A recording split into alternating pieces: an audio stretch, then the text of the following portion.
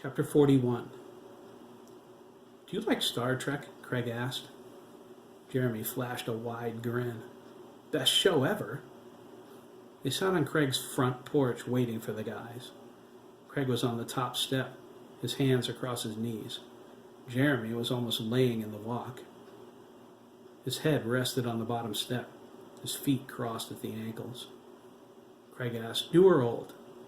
Both, Jeremy replied, although he liked the old ones better. He was a non-committal, equal-opportunity trekker, not Trekkie. The movies were great, too. Data's coolest on Next Generation, Craig nodded. Riker's coolest, Jeremy corrected, shaking his head. Data. Get out of here, Borg Dougan, Jeremy exclaimed. Well, Craig grinned. Borg Dougan? I guess there's only one guy you can call coolest. They looked at each other for a moment and then said, Captain James T. Kirk, at the same time. Moment of silence, please, Jeremy cried. They bowed their heads. Chris, Max, and Derek sauntered up. Max stared at them, shaking his head. Jeremy looked at him with a raised eyebrow. Max smiled. I figured you two would get along great, he said, satisfied he was all-knowing. Where's the tent, Craig? Craig shyly led them through the house. Max noted it was a lot cleaner than he thought it would be, although the broken front window was odd. Derek commented on how plain it was. Max elbowed him and looked at him sternly. Derek gasped at his thoughtlessness and apologized. Craig told him a lot of his better things were at his relatives' houses. He had a bedroom at both his grandmother's and his uncle's. Everyone nodded. They didn't need to ask why. Jeremy wanted to tell them about the munitions they found upstairs, but he gave his word not to. Jeremy asked Derek, what happened to your lip? He beat up Copeland, Max replied. Dennis? Jeremy asked. Everyone looked at him. Jeremy frowned. Oh, Dabney? He said, with a hint of regret in his voice. That sucks. Derek's face fell. Chris was like that too, he said. I didn't know you guys would be upset about this. Jeremy patted his shoulder. It's okay, Melonhead, he said. Dabney's had it coming for a long time. He's been acting different lately, that's all. Sincerely, Chris agreed. He thought, I hope he's okay, crossing his fingers. I'm really worried about him. He snapped his tongue. How come it's so easy to forget he was passing around the rumor about me when Derek slugged him? It's just, I want him to be okay, that's all.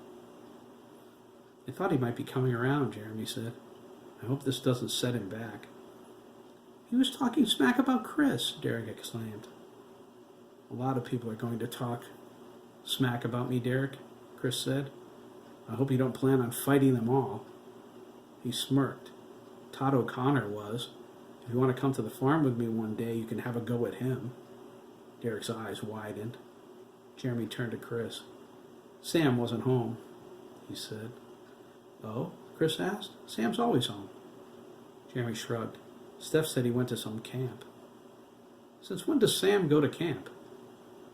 Jeremy shrugged again. And Keith is grounded. Chris asked, what else is new? He said for you to message him. They climbed the stairs to the attic. Craig slipped and almost fell, but Jeremy grabbed him by the butt and saved him. Craig looked over his shoulder, raised his eyebrows, and smiled. Jeremy goosed him. In your dreams, Dougan. They formed a chain. Chris climbed back down and set the tent pieces in the living room. It was easy until they got to the canvas. It weighed a lot more than they thought. Max went down and helped Chris take it from the bottom. Craig strained to lower it from the top. Derek sat on the bed, flipping through a comic book he found in a box underneath. Jeremy cuffed him and asked what he was doing. X-Men, Derek replied. Dougan's got some cool issues. Maybe you can come over with me sometime and check them out, Jeremy said, looking over at Craig. He nodded. In the meantime, Melonhead, we've got work to do. Max set the canvas down and climbed back up the steps to see what all the talking was about. Yeah, Derek said, slipping the comic back into the box. I'm coming. Everyone went downstairs. They moved the pieces of the tent outside. Max looked at the poles, the bag of pegs, and the canvas. He frowned. It was too heavy to carry all the way to the campsite. The guys let out a chorus of moans and stood there staring at it. The sun shined on them through the trees. Jeremy shaded Derek, who had his shirt off. Derek looked up at him. "Just looking out for the lobster boy," Jeremy said. Derek tried to look over his shoulder at his back. "Why?" he asked in a whine. "Do I have sunburn? Please, tell me I don't." "You don't," Craig said. Derek smiled at him, relieved. "You have a million freckles, though." Derek rolled his eyes. "You should see my brother, Doug. He looks like he got hit with a nuclear explosion of freckles." "That's no lie," Jeremy agreed. Derek leaned into Craig confidentially. "He even has butt freckles." Craig burst out laughing.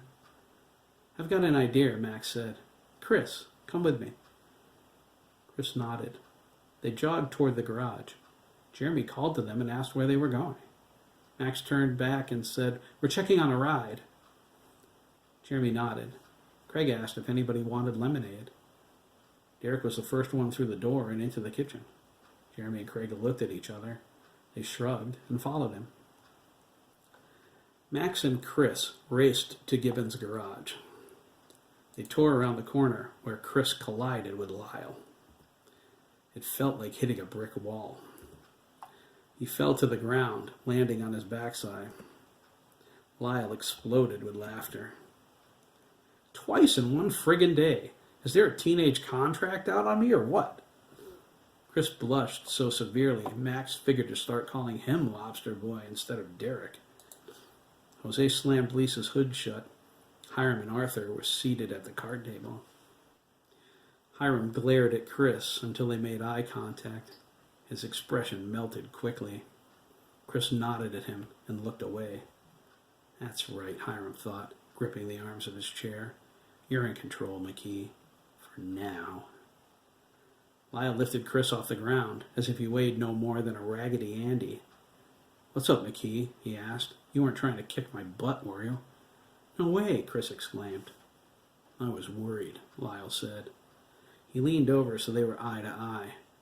"I heard you came out of the closet," he said. He lowered his eyebrows. "That true, kid?" Chris was surprised and a little shaken. "What do I do now?" he thought. "Lie?" He swallowed hard, lowered his head, and after a short pause, he nodded. Lyle stood straight, patted him on the shoulder. "You've got cast iron nuts, Chris," he remarked, with a bit of sympathy. "Lancaster ain't the safest place in the world to be gay." Chris replied, "So I found out. 2 guys tried to jump me in school today." "What?" Matt asked. "Who?" "Todd O'Connor and Frank Garrison," Chris said. "You didn't say O'Connor tried to jump you?" "Well, he did. You'll never believe who saved me." Lyle crossed his tree trunk arms. "Someone with bigger nuts than you, if that's possible." "Dennis Copeland," Chris replied. He grinned. He threw Todd around like a rag doll. "Cool," Matt exclaimed. "Now I know why he was around all day at school." Lyle grunted. "Denny's a good kid. You're lucky you got him for an ally." "No fooling," Chris whispered. He looked at Lyle. "You hate me now?" he asked, but wished he hadn't. It made him sound like a wuss. "Nope," Lyle replied, walking away. He stopped within earshot of Hiram and Arthur.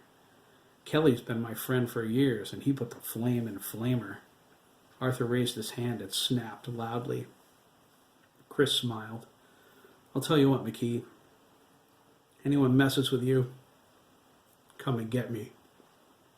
I'll watch him back." Max said, "Dude, Lyle doesn't watch anyone's back. You the man." "Nope," Chris said. "I'm the queer." Max cracked him on the back of his head. "Ow, Lyle!" They laughed. Hiram glared at Chris again. He thought, "You better not cross me, Chris. You better not even dream about it." Lyle walked over to Max and plucked him behind the ear. "You must want something," he said. "What is it? Money?" "Nope." Max snorted, rubbing his stinging ear. Your mama gives me enough of that. He dodged a slap and hid behind his father.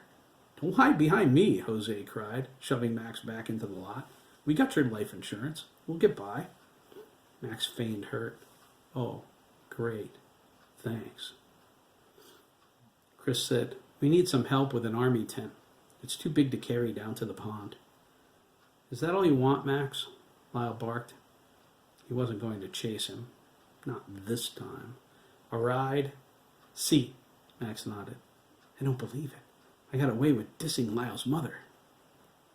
English, you brat, Lyle said.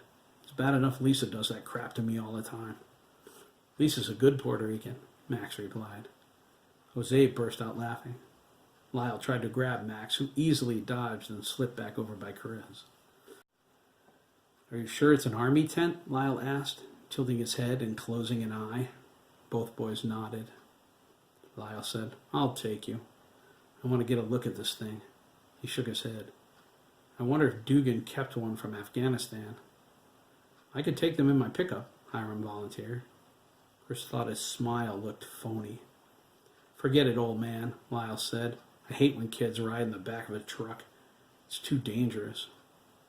What about the Chevelle? Jose asked, his accent slightly thicker than it was this morning. Max thought, Dad's tired. It must have been a long day. I'll take the kids over while you bring it to Lisa, Lyle said. I'll pick you up at the market. Max tapped Chris on the shoulder and pointed at the candy apple red Mustang convertible. We're riding in that, amigo. Chris's eyes lit up. Jeremy, Craig, and Derek were back in the yard sipping lemonade when they heard the Mustang roar to life. They looked and watched in awe as it whipped out of the lot, speeding toward them. The rear end fishtailed and the tires smoked. It screeched to a halt in front of them. They saw Chris and Max inside and cheered. 90% was for the car. 10% was for not having to carry the tent themselves. Derek was all over the Mustang when it stopped. He came around to the driver's side door in front of Lyle and climbed out. Hi, Mr. Gibbons, Derek said, holding his hand out and looking up at him. Chris watched from the other side of the car as Derek's whole arm disappeared in Lyle's grip. He snickered and pointed. Lyle seemed to shake Derek's entire body. The guys circled the big man as he looked down at the army tent. Well, I'll be, Lyle said, squatting down for a closer look. He kneaded the long, wiry hair on his chin. How did your father get his hands on a command tent, Dougan? Craig blushed and shrugged. Jeremy slipped his arm across his shoulders. It's cool, huh? He asked. Lyle nodded, his mind drifting back to Afghanistan. The tent brought a lot of memories to the surface. He looked at Craig and realized how lucky his daughter Lisa was. He could have been exactly like Jack. Afghanistan often motivated him to get blind drunk when he returned to the States. He spent a good deal of time on the stool next to Jack down at Misty's Cafe. Jack used to save his seat by putting his lunchbox on it. Lyle gave up drinking the day Lisa was born, when Marjorie died in childbirth. Lyle left the hospital, went to Misty's, and ordered a drink. He held the glass of bourbon in his shaking hand. Marjorie was gone. It felt like someone blew a hole in his chest. He held the glass up and stared at it. The image of his crying baby girl came into his mind. He crushed the glass in his fist, cutting the hell out of his hand. He stormed out of the bar and never went back. He looked at the scar in his right palm. There were 12 stitch marks. Lyle looked at each of the guys in turn. You boys take care of this, you hear? Max couldn't remember ever hearing Lyle's voice that low. A lot of brave men slept under tents like her and died before they saw her again. Everybody nodded soberly. Derek put his hand on Lyle's shoulder. Were you ever in a war, Mr. Gibbons? He asked. Lyle stood up. You bet I was. Afghanistan. I ate Taliban for breakfast and crapped black turbans for days. Ew, the boys cried. Lyle moved to open the trunk. It took them 2 minutes to cram the tent in there.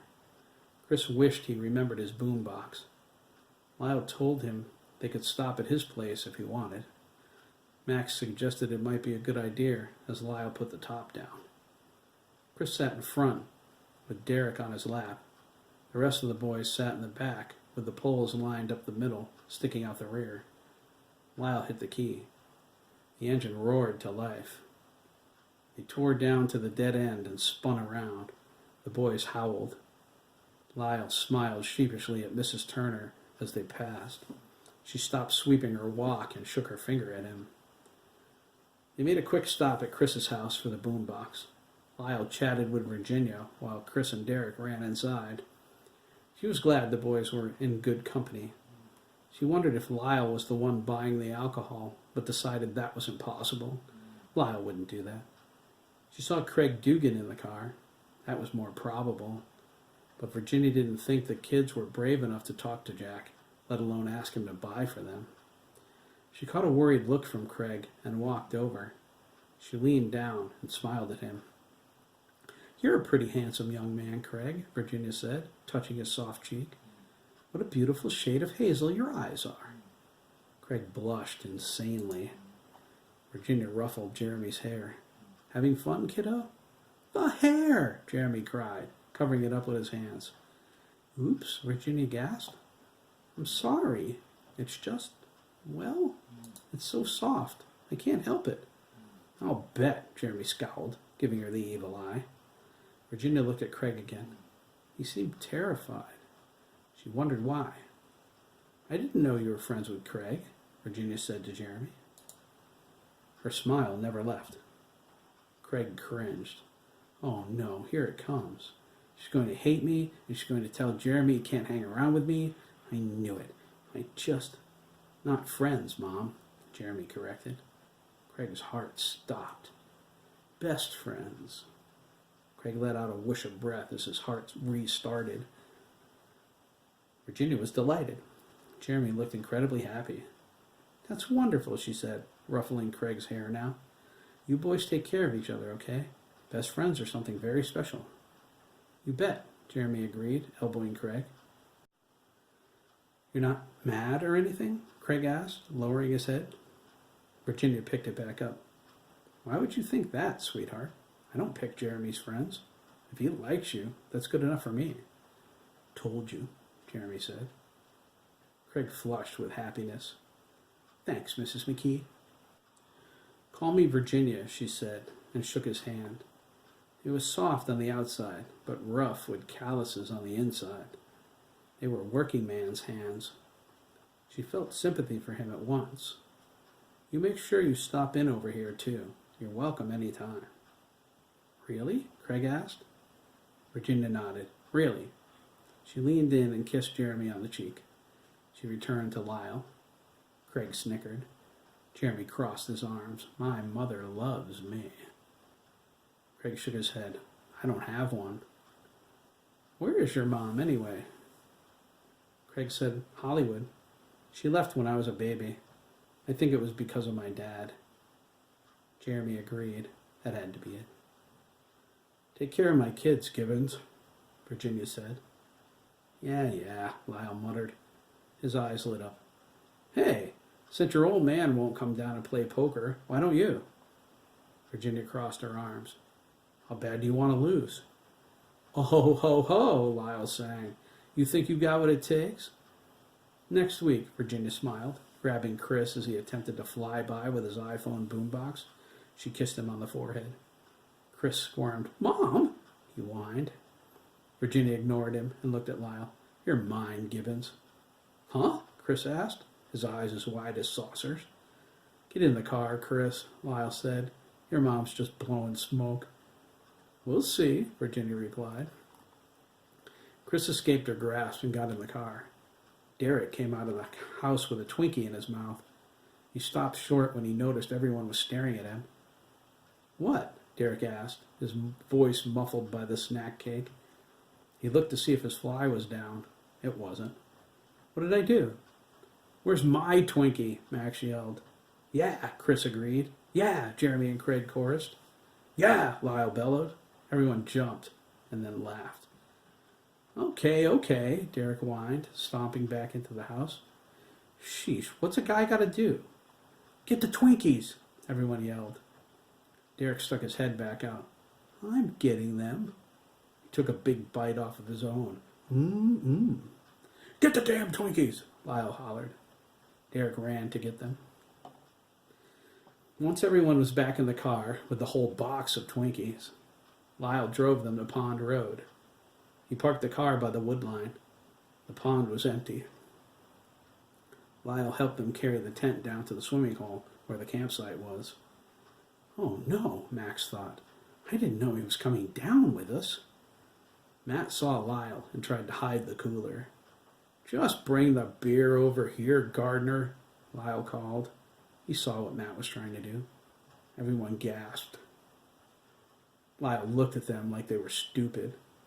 Give me a break, will ya? Don't you think I know what you're doing down here? Jose's been yapping about it all morning. He has? Ricardo asked. Matt brought the cooler over. Max looked stunned. Come on, Ricardo, Lyle said, his hands on his hips. Do you think your dad's blind? But he let us go, Max cried. Hey, Matt said, slipping in between them. My dad knows about it too. It freaked me out. Jeremy said, so does mine. Do you know what he said? Matt nodded. Lyle said something like, don't get too drunk tonight. Jeremy asked, how did you know that? Oh, please, Lyle said, rolling his eyes. Jose's been moaning the same crap all day. Jesus, Lyle, I hope they don't get too drunk tonight. I should have told them not to get too drunk tonight. Do you think they'll get too drunk tonight? Lyle glared at them.